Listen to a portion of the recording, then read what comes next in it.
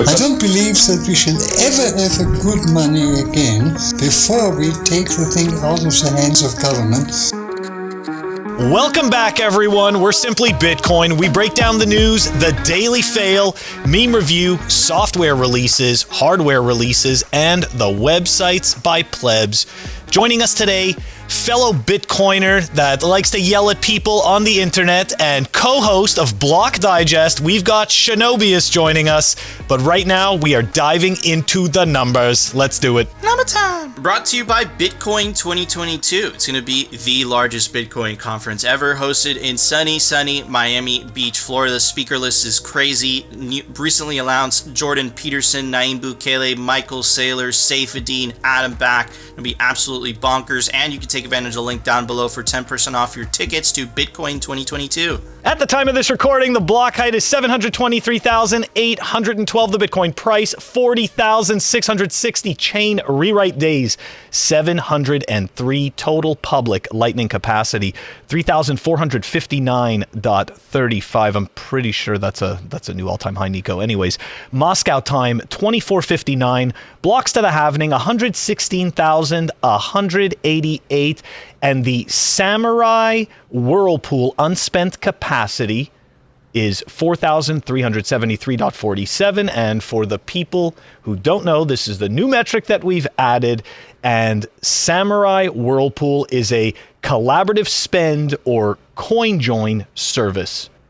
The numbers, Nico. I'm glad that we're taking advantage of the time that, we could talk about that before it becomes illegal. We're going to get to all that jazz in a second. But anyways, Phil, I have some good stuff to talk about today. And we have Shinobi. We have an awesome guest to talk about this stuff. Canadian government did something very interesting.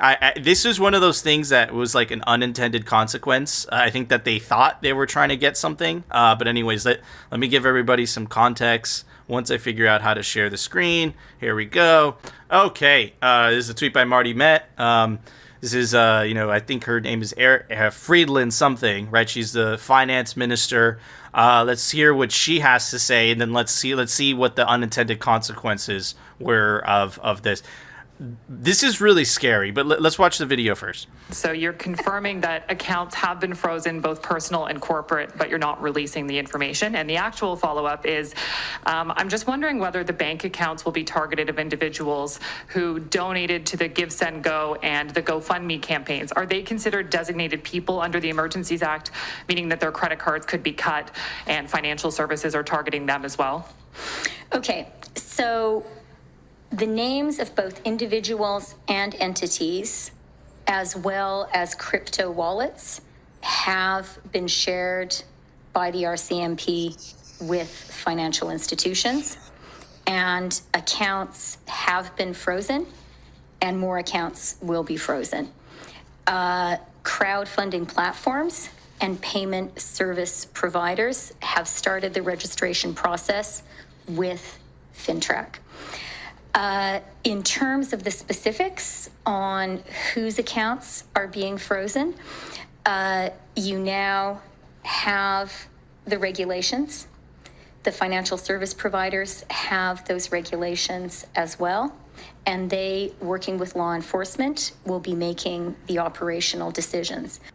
That is some fucking totalitarian shit. Anyways, let's hear. This is a trucker, right? I guess he had his account frozen, right? Anyways, let's check out what he had to say.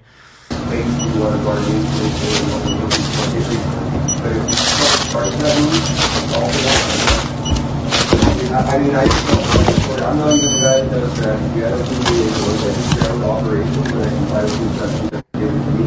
I have to pass it on to you. I'm not involved in your law. I get it. So that is the government, our Prime Minister, declaring his War Measures Act, the Desperate Measures Act, and freezing my account and many others. Telling you the forward strategy and the back end strategy. I'm curious, does that scare you, or does that empower you? I can tell for me, it definitely doesn't scare me. We have many ways to go around this. There are a lot of resources, but I'm curious. Answer the poll here. Anyways, and here is a screenshot of the bank outages, because obviously if you start freezing people's fucking accounts, what do? They start withdrawing the fucking cash out of the accounts, that causes kind of like a mini bank run. What is a bank run? Banks, they used to be fractionally reserved, they're zero reserve banking now, so they don't even have the money at hand if everyone wanted to withdraw at the same time. That's essentially what happened in Canada. What I've been hearing, right, is that they're limiting people to how much cash they could withdraw from ATMs, from the tellers. So again, this is one of the unintended consequences, and what fucking what a butt fuck, dude. And not only that, dude, the scariest part about this, which by the way isn't a legal precedent, is the retroactive punishment, right? So when people were donating to GoFundMe and GiveSendGo and were donating in Bitcoin, it wasn't illegal. It was declared illegal. And then essentially what she's saying is that we're retroactively going back in time, seeing who donated when it wasn't against the law, with whatever fucking bullshit law they came out of nowhere, because it didn't go through the it was executive order, the Canadian version of that. So these are crazy fucking times. These are insane times. Phil, you're Canadian. What are your thoughts on this? You know what? Very simple. If we don't want to live in a world like this, where we're being censored like this, start learning about Bitcoin. This is fantastic advertisement. You know what? We couldn't have put together a better script. We really couldn't have put together a better script. Take a look at that. This is exactly it, and that is scary as hell. I mean, don't get me wrong, I haven't lived in Canada for a while, but like I said yesterday, on yesterday's episode, the majority of my family still lives there. I don't know, my parents are in their 70s, so to be honest, I don't even think, I'm not really sure that they're really, really impacted by this. I've asked my father, about the truckers and stuff like that. He, doesn't seem to really know that much. But anyways, my point is that this is scary. I never thought that we'd end up seeing this, and that tweet from Marty is exactly correct. I mean, did you really think that that's what a financial terrorist would look like?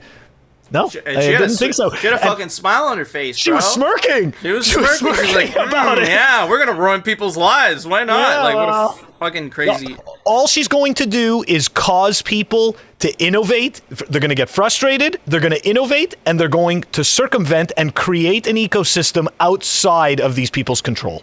Absolutely. So they don't get to win, man. They don't get to win. Bitcoin is perfect for that. But anyways, Shinobi, you're an expert. You're a professional at making fun of people on the internet. What are your thoughts on this?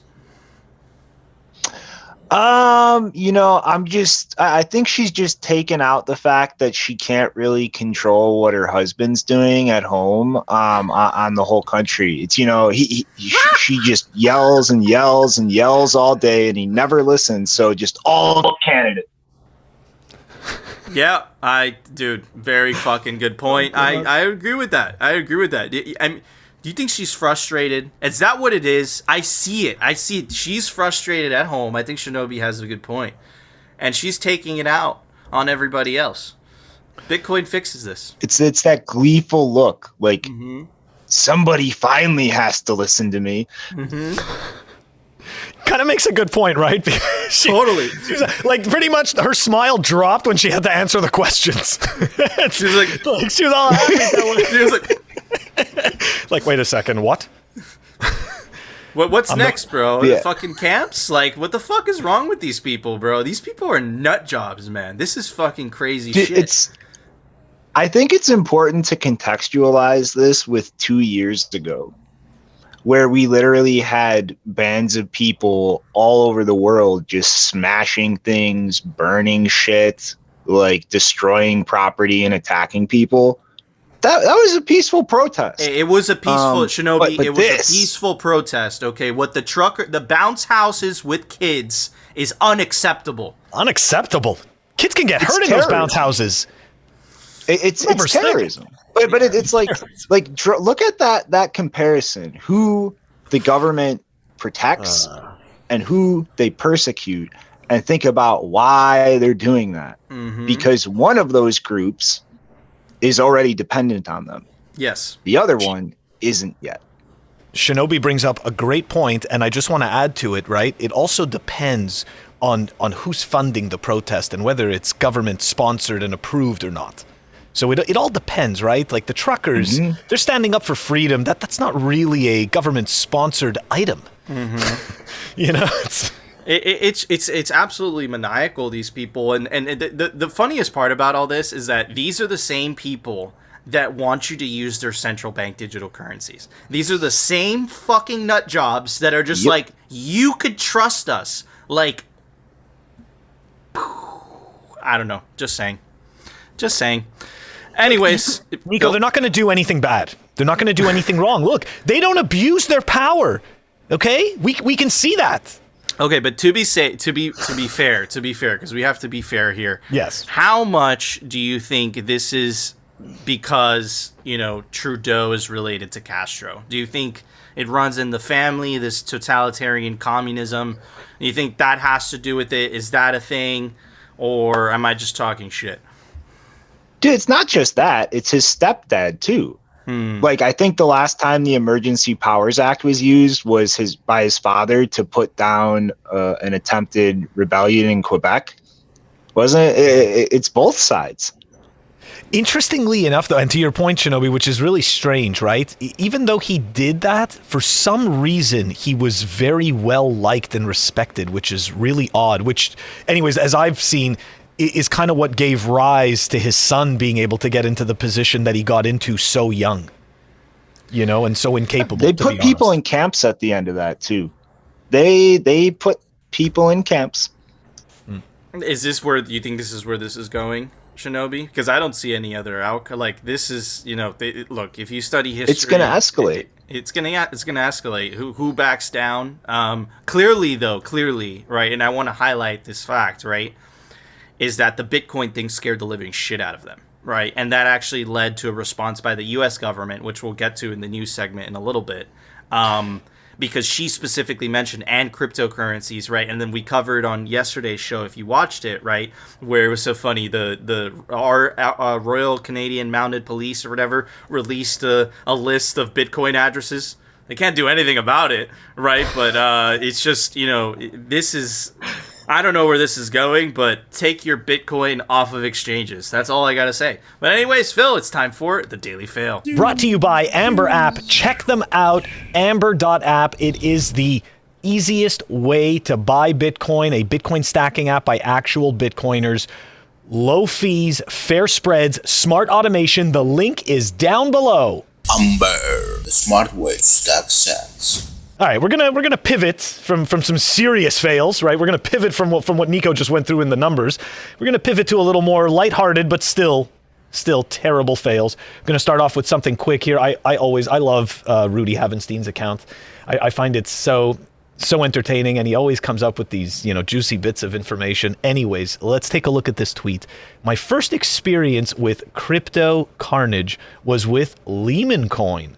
Now, of course, there's a lot of people. There's a lot of people that may not understand this, but for those of us that were around and trading during the 2008 mortgage crisis, this is what it was like to hold Lehman Brothers. Now, keep in mind, up at the top, it shows lehmq.pk. The PK stands for pink sheets, okay? Pink sheets are kind of like, well, shitcoins are a lot worse, but pink sheets in the stock market world are companies that couldn't actually get listed on a proper exchange. So they just trade on the pink sheets, okay? They don't meet the criteria, their earnings requirements and their reporting to be traded on exchange. Now, of course, Lehman Brothers did meet those requirements, but the problem that happened with Lehman Brothers is that it became a shitcoin. It became just as bad as a shitcoin because, as you can see here, it was all the way up at like $80, and we can see right down at the bottom the date 2008, and the mortgage crisis ensued, and there it was at 3 cents, where it just completely died. So yes, that was just one of them. There was also Freddie Mac and Fannie Mae, and there was also, people will remember, Bear Stearns. All of them became shitcoins. Anyways. Some people will argue that they're already shitcoins, right? Because they're stocks and they're really just IOUs. The thing that I find interesting, though, is that the government chose what companies failed and what companies didn't, And that was the interesting part to me, right? Which is like, we live through this facade of like, yeah, we have capitalism, but it's like this, all-powerful government with the money printer behind them. Like, yeah, Goldman Sachs, you're fine.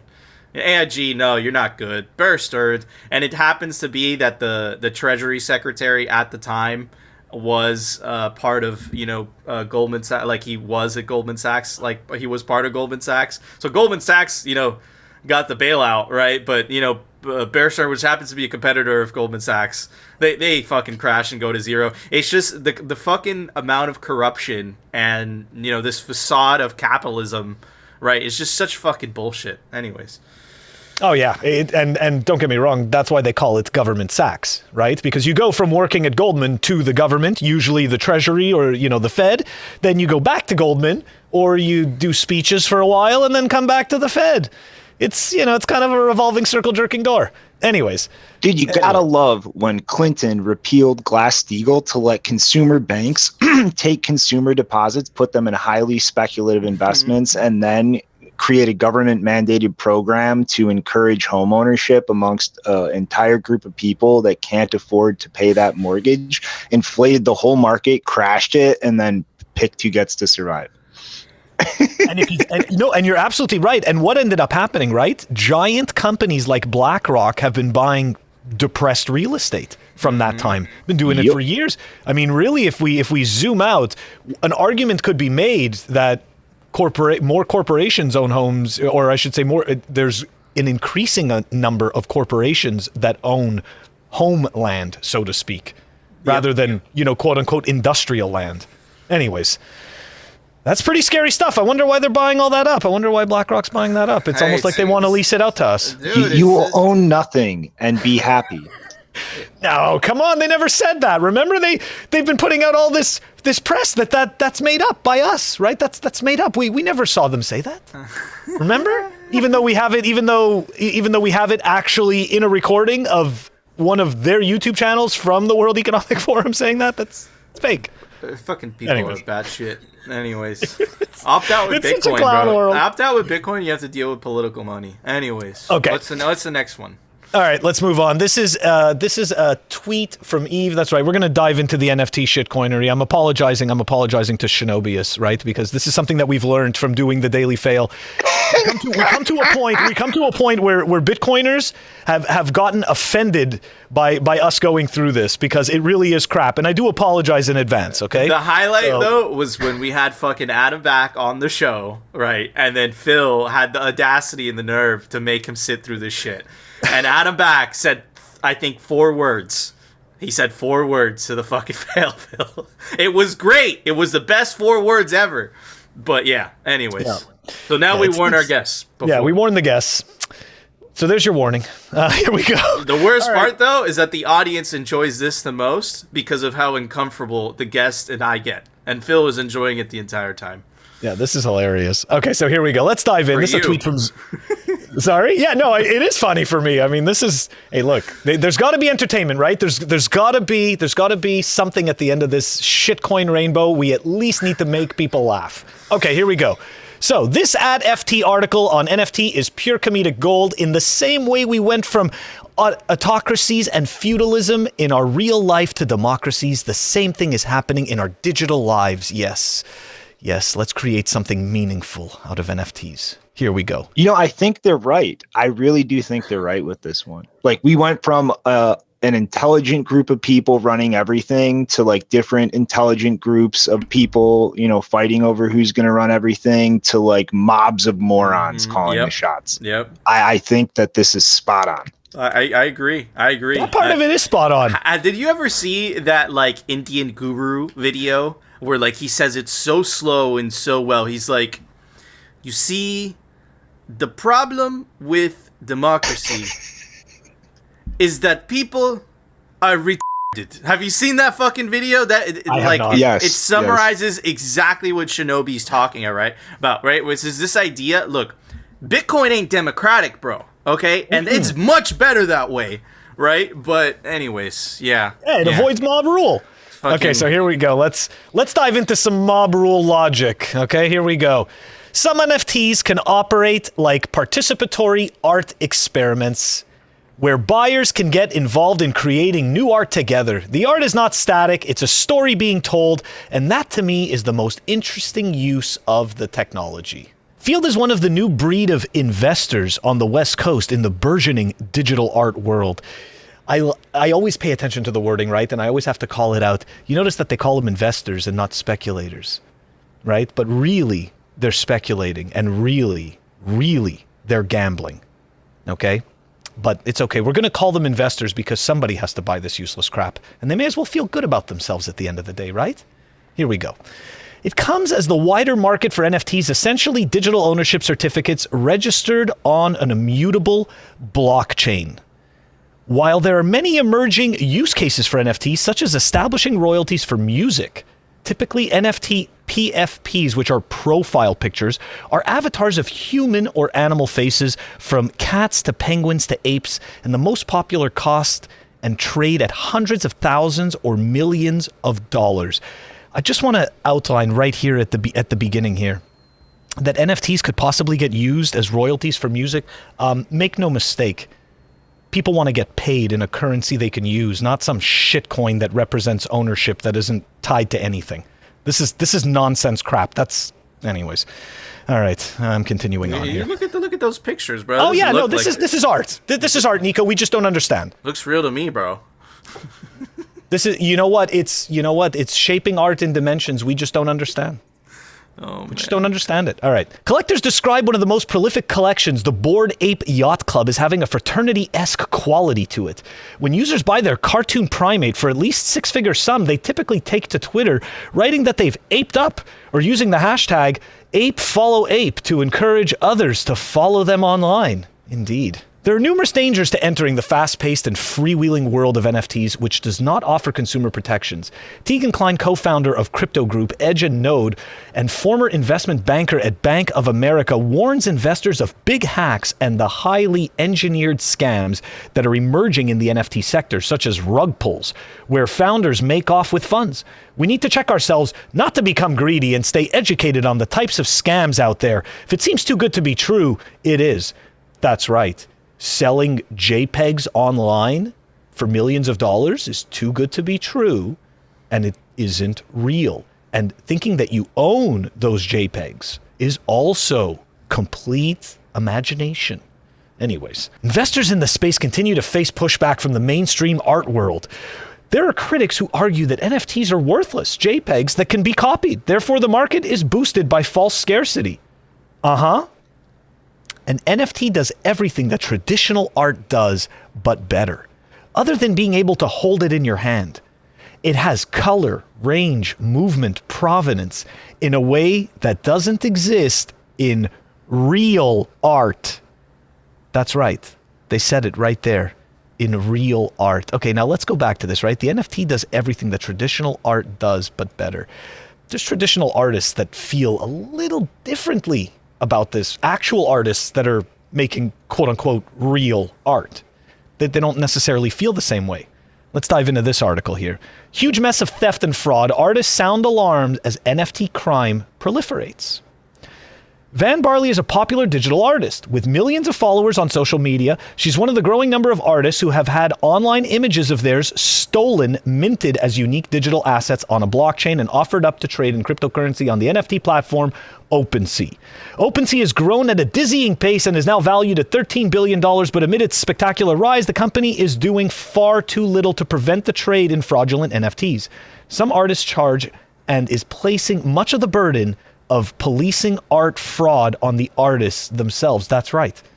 Of course. There's no way that they can stop this crap. Okay? This is just utter nonsense. What they should do is shut down their marketplace. But the problem is that there's so many people that are willing to take money and fleece the noobs that some other marketplace is going to pop up and steal artists' art. So anyways, this is just absolute bullshit. Among the problems is that anyone can mint a digital file as an NFT, whether or not they have rights to it in the first place, and the process is anonymous by default. It's much easier to make forgeries in the blockchain space than in the traditional art world. It's as simple as right-click save, said Tina Rivers Ryan, a curator and expert in digital art at the Albright Knox Gallery in Buffalo, New York. It's also harder to fight forgers. How do you sue the anonymous holder of a crypto wallet? In which jurisdiction? DeviantArt, A decades-old online community for digital artists that hosts 500 million pieces of digital art began monitoring the blockchain for copies of their users' work last fall, after NFT based on stolen work by King Han, a beloved artist who died in 2020 after publicly chronicling her struggle with cancer, were found for sale on OpenSea. That's right, these ridiculous inclusive shitcoiners that pretend that they're all about this kumbaya crap. There you go. You're selling some dead person's stuff to keep the lights on. That is despicable shit. Anyways, DeviantArt has sent 90,000 alerts about possible fraud to thousands of their users. Since then, company executives said it's now scanning for fraud across 4 million newly minted NFTs each week. The number of alerts doubled from October to November and grew by 300% from November to mid-December. That's right, because anybody can simply steal art and mint it. In December, bots began attacking the site. Modi Levy, DeviantArt's chief operations officer, said, scraping whole galleries of artists' works. The pieces would later appear on NFT marketplaces, often with artists' names and watermarks still what did I tell you? attached. What did I tell you? What did I tell you? The watermarks, they work, bro. They work. That's right. It's not an NFT, though. You know what, Nico? The watermark doesn't represent ownership, but it definitely depicts ownership and lets everyone know who owns the art. Anyways, and just to show everybody, right, it took me less than 2 seconds to go and Google this crap. Okay, but here we go. We can mint NFTs on Polygon for free, for absolute nothing money. We can just go and create bullshit images and then try to sell them to fleece noobs. So anyone that is pretending to you that this is somehow some new dimension of art, make no mistake, you are literally partaking in tomorrow's Beanie Babies. They are completely worthless. There is no scarcity when it could be minted 1 million times over. Look, they are a fantastic scam since ICOs, okay? They literally made ICOs even easier because now nobody even has to come up with a white paper. Nobody even has to prove anything. All they got to do is come up with a JPEG to steal your money. I'm surprised. I just got to say, I'm going to take a different angle because you guys have heard me, beat the same dead horse over and over again, essentially, pointing out that, essentially what an NFT is. You could just make a perfect copy of it, take a screenshot, make a perfect copy of it. You can't make a perfect copy of a piece of art, right? I've said that 1,000 times. I'm going to take a different angle. I'm surprised Shinobi didn't just leave while we were going through that. That's the first comment. Second comment is, so I appreciate that, Shinobi. Thank you. Second thing is, dude, when you read all that shit, I just feel like humans don't deserve Bitcoin, and I think that we're fucking morons, and that's the thing. Honestly, it worries me because I'm like, okay, game theory of Bitcoin is perfect, but are people too stupid to realize what's been gifted, what's been handed to them? And I don't know. Anyways, Shinobi, if you're still there, what are your thoughts? Just think that's super fucking low and disgusting to be taking people's art and flipping them as NFTs. Like, that's effectively stealing income from those people. That's shit they created. Like, if anybody should be selling a fucking NFT and making money off that, it should be the people who created the art. Like, that's just fucking below scumbag. That's a beautiful metaphor for what fiat does, right? It's just a fiat, like it's fiat, bro. It's the ethos of fiat in NFTs, in shitcoins, in IC.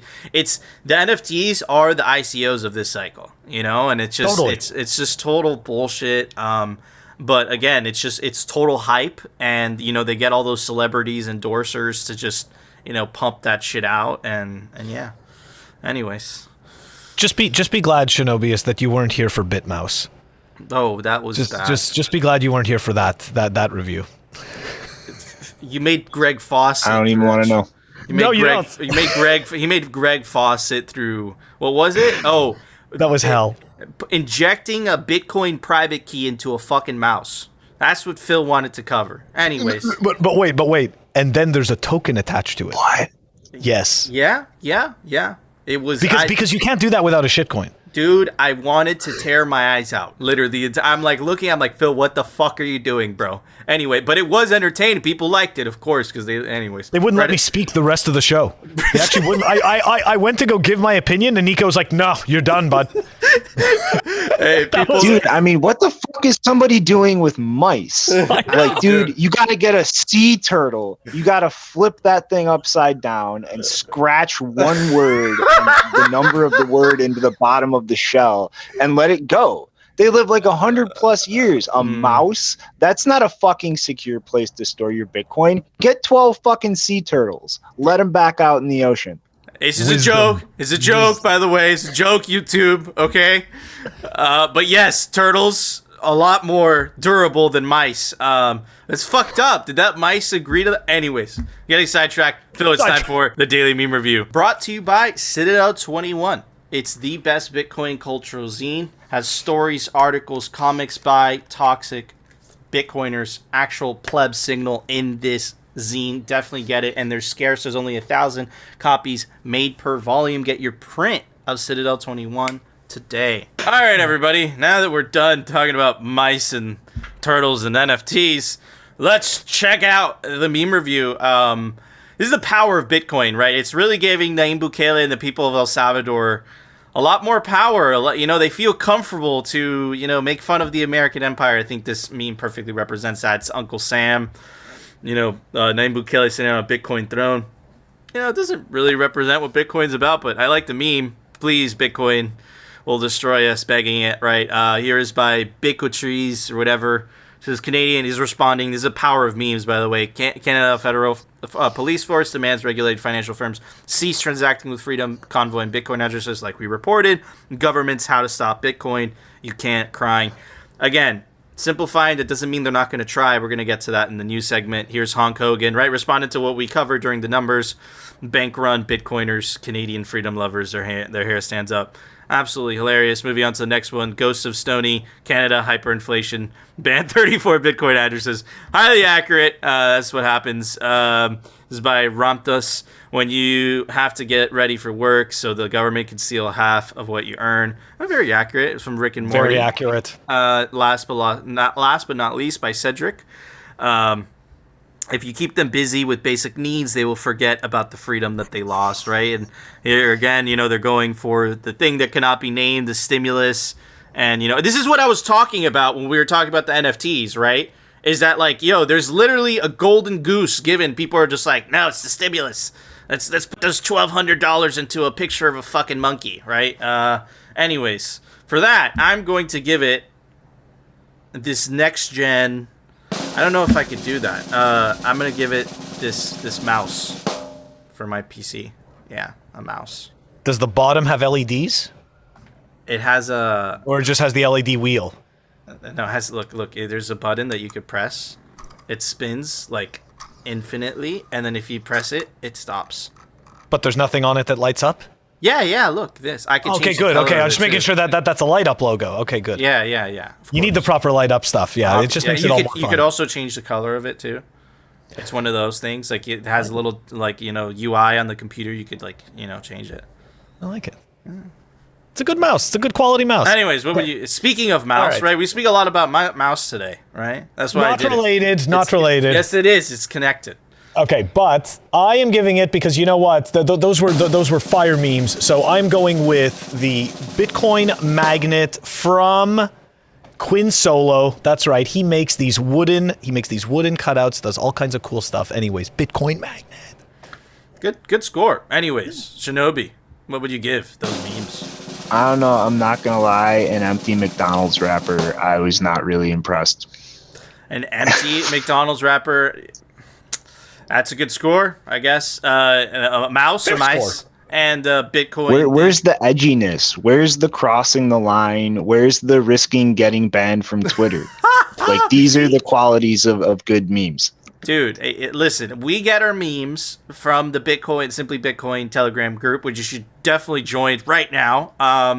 So apparently, you know, the people in the group, they got to step it up. We need edgier memes, right? Because apparently this wasn't enough for Shinobius. You know what it is though? Maybe what's happened is that we've become complacent. We've become complacent, and Shinobi came in and just shook it up and made us realize, all right, We it's got time to get dirty. The last good meme I saw that really just had me cackling was Which one? Yellow's banana bread meme with the guy in the tree. Yeah. Okay. That was great. Look. You know what? There's redemption here. You guys are gonna Phil say some things while I pull this up. Okay. Things, stuff. More Words. things, words. There's redemption here. Some things. I referenced a video earlier on in the show, right? And when we were talking, I already hear it playing. Look, I referenced the video, okay, earlier on the show, and I'm going to show you guys what that video is, right? And he says it perfectly, right? This guru, right? Yes. And here is. Right? Redemption, because Shinobi's I've here. seen this guy. All right? And this is kind of a meme, essentially, but it's also true. This is why. A meme can only be funny if it's true. Anyways, let's check it out. Because democracy basically means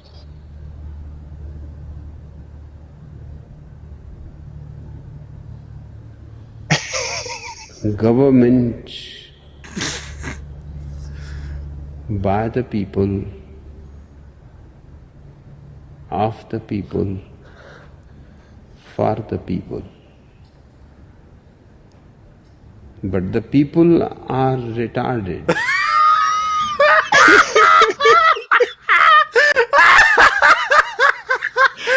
He's not wrong. Oh, man. Okay. All right. Shinobi. We're including ourselves in that, right? Yeah, absolutely. Dude, okay, We're all freaking Shinobi. humans here. Would you like to change your score now?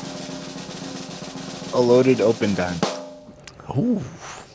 Very good scores. Anyways, guys, make sure to subscribe to us on alternative video platforms because we do talk shit about a lot of people, like Rumble.com and, of course, our personal favorite, BitcoinTV.com. But anyways, Phil, it's time for the Daily News. Brought to you by CryptoCloaks.com. They make the best 3D printed Bitcoin merch, like the famous 3D printed Bitcoin Honey Badger. Comes in 3 different sizes. Opens up, you put your favorite hardware wallet in there, and you can take advantage of the link down below for 5% off anything on the store, CryptoCloaks.com. Okay, guys, we've been told we are entering the Then They Fight You stage. We called it yesterday, and then coincidentally happens, a lot of shit started coming down. It's all coming out at the same time.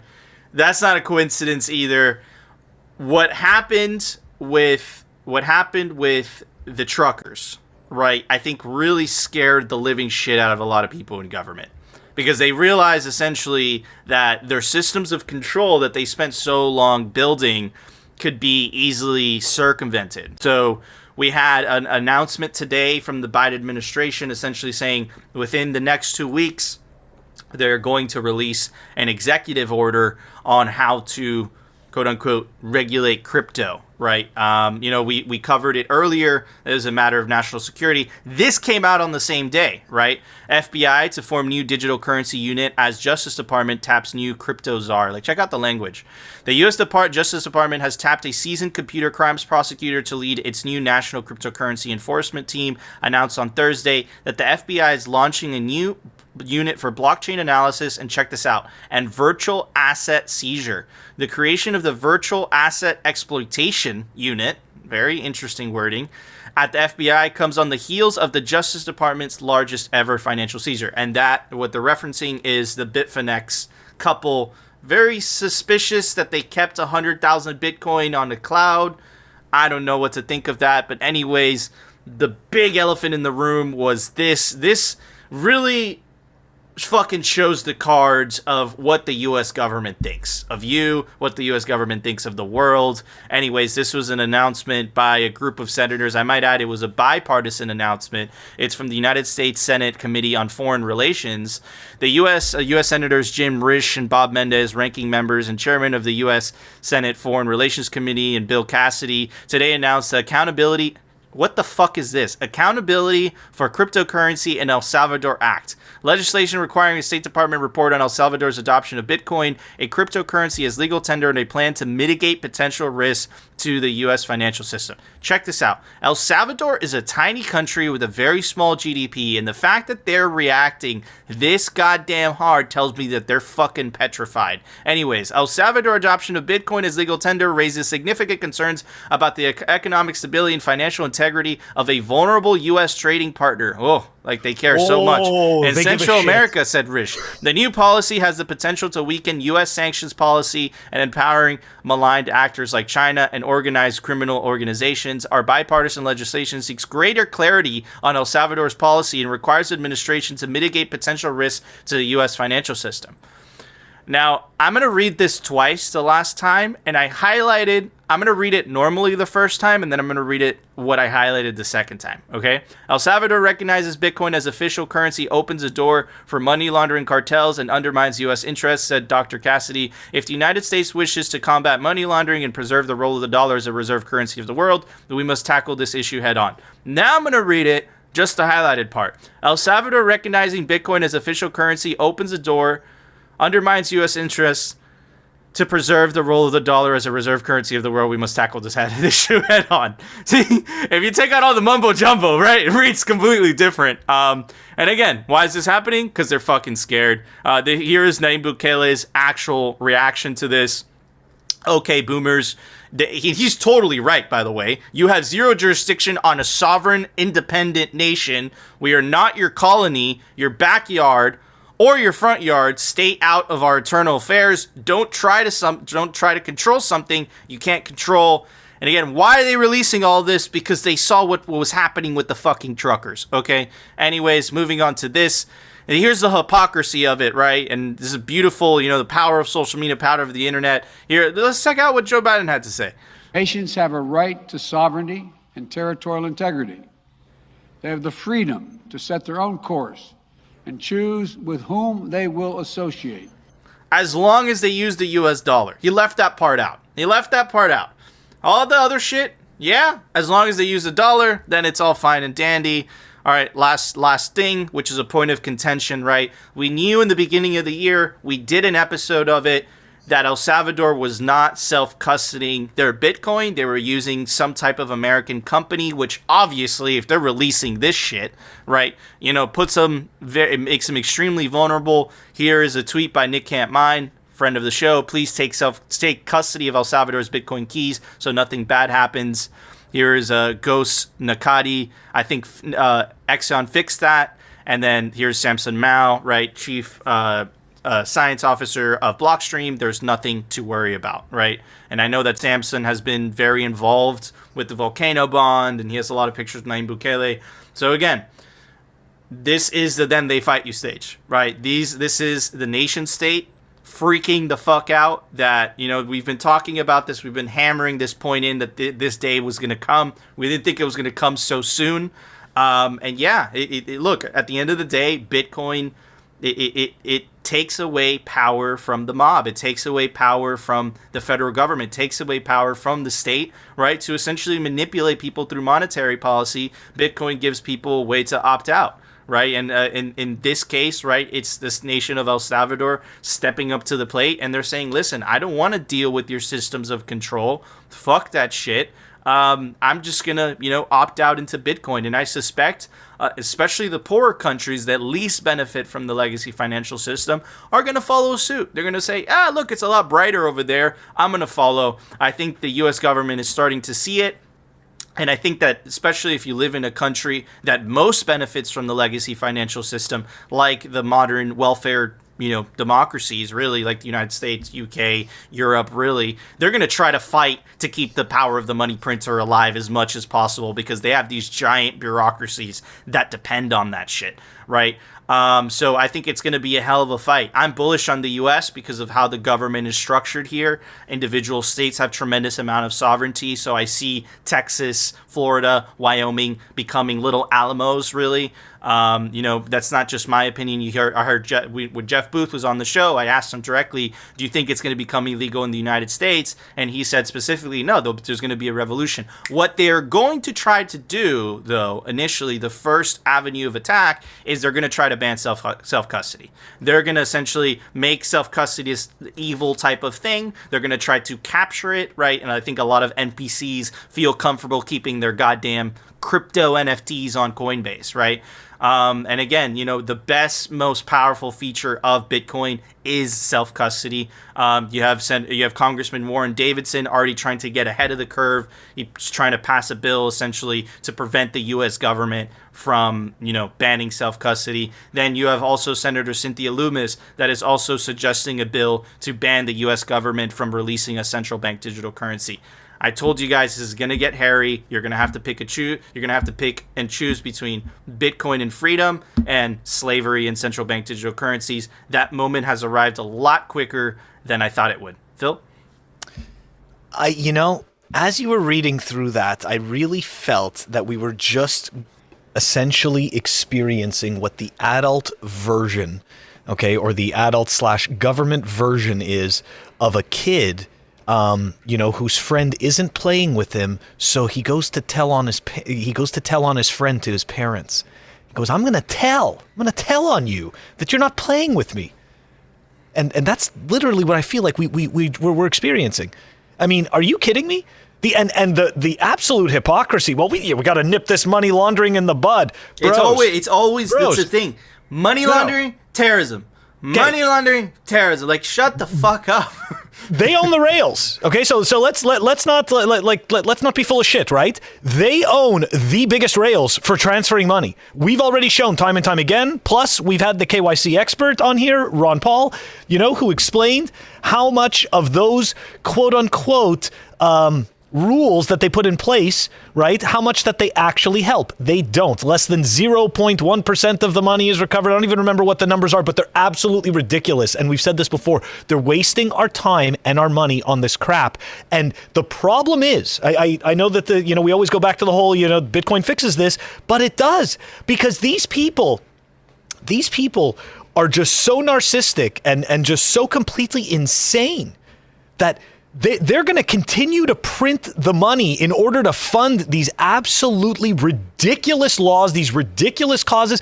Look, at the end of the day, we've already shown that all of this stuff, all it does is create checklists for criminals to then go and use the government rails and use the system's banking rails in order to transfer all this money. So all of this nonsense, all of this, the terrorists, right? All of the money laundering, all of this around Bitcoin, this is absolute garbage. We've explained it before. It's pseudonymous. Okay? So this is just complete BS. And this goes back to the meme that we saw, right? Where they have us all paying attention to this show while freedom is on the other side and nobody's paying attention to it. Everybody's letting the freedom slip away for a bunch of garbage issues that we're not going to solve with their means. We simply aren't. The minds that created the problem are not the same minds that are going to create the solution. Not the real solution. They're going to create what they want so that it works in their favor. And 100%. That will not be a solution. 100%, dude. And guys, it's going to get hairy. Take self-custody. Run a node.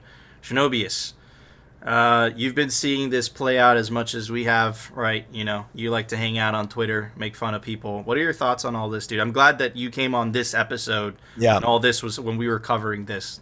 What are your thoughts? What's your perspective? I mean, man, I've been trying to fucking bring up this concern and warn people about this since right after the legal tender bill was announced. But I see a very big potential that this goes very badly for El Salvador. All it takes is U.S. sanctions to completely screw with their ability to get dollars in the country. And most of their economy still runs on dollars. I mean, like Bitcoin is a huge tool for remittances and attracting capital there, for plugging people into payment rails that are out in like the rural areas in the country. But like most of it runs on dollars. If the US sanctioned El Salvador really hard, like that whole like Bitcoin integration down there can just go haywire.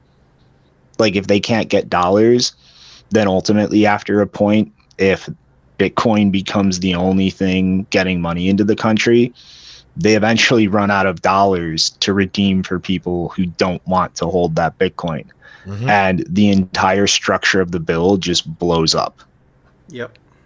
Absolutely. It's like a point of weakness, right? The fact that, you know, and again, if they could release another, you know, version of their another El Salvadorian currency, you know, backed by Bitcoin to kind of mitigate against that. But again, the political popularity of Nayib Bukele, right, is going to get crushed if all of a sudden, you know, the people start hurting financially. So yeah, dude, I think this is going to get absolutely hairy, especially if, right, this whole Bitcoin thing catches on. But the question is, another thing I wanted to bring up, right, is the government is losing the ability to create a narrative, right? We're seeing that with the Joe Rogan response to censoring Joe Rogan. We're seeing that with the response of the whole fake Russia war thing. Like, everyone just doesn't believe it, right? And that ability did exist back in the 2000s, right? You know, they were able to essentially convince, you know, enough portion of the population that Iraq had weapons of mass destruction and start a war that created ISIS at the end of the day. The people in charge of these bureaucracies are absolutely batshit crazy, and they're drunk on power, and they're willing to go to whatever length to keep that power. And I agree with Shinobi. I think that this is a direct threat, and let's see how far they take it. Phil? This is just absolutely... You know what? I'm going to take a bit of a different angle on this. I kind of think more of like the violence aspect. You know what I mean? I mean, like, sure that they could, you know, technically cause like a massive calamity with the, you know, with the money and everything like that and the money flows. But like, you know, I hate to mention the, you know, the assassination word, but like that, you know, I mean, don't get me wrong, but like that's not out of their playbook. You know what I mean? Like, that's really not out of their playbook. So the question is, how far are they willing to take it? Well, don't get me wrong, but this is their bread and butter, right? I mean, imagine like the whole world. Imagine that you get to issue the world's currency and you get to determine the value, right?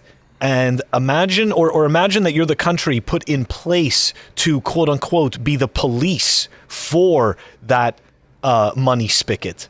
I mean, these people are not just going to give up on this, you know? So I do get kind of afraid. I mean, I totally understand the U.S. sanction part of it, and I think that, you know, Shinobius raises like very valid concern, but I can't help but think that, like, you know, some people, you know, some groups of people may want to just, you know, fight dirty, and in their minds they're not looking at it that way. You know, they're standing up for freedom and, you know, and whatnot. You know, don't forget, you know, brainwashing goes very deep.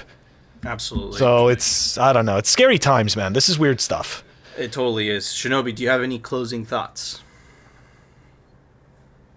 Well, I mean, just I wouldn't put that, you know, out of the cards. Like, the faster Bitcoin keeps growing and becoming a threat and integrating itself into the world, things are going to get crazier and crazier.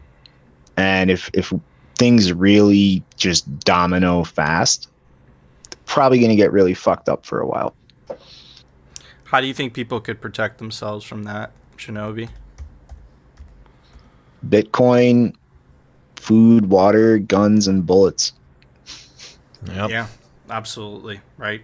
I forget. I think it was Texas Slim that came on the show, right? Parallel economies, right? Localization.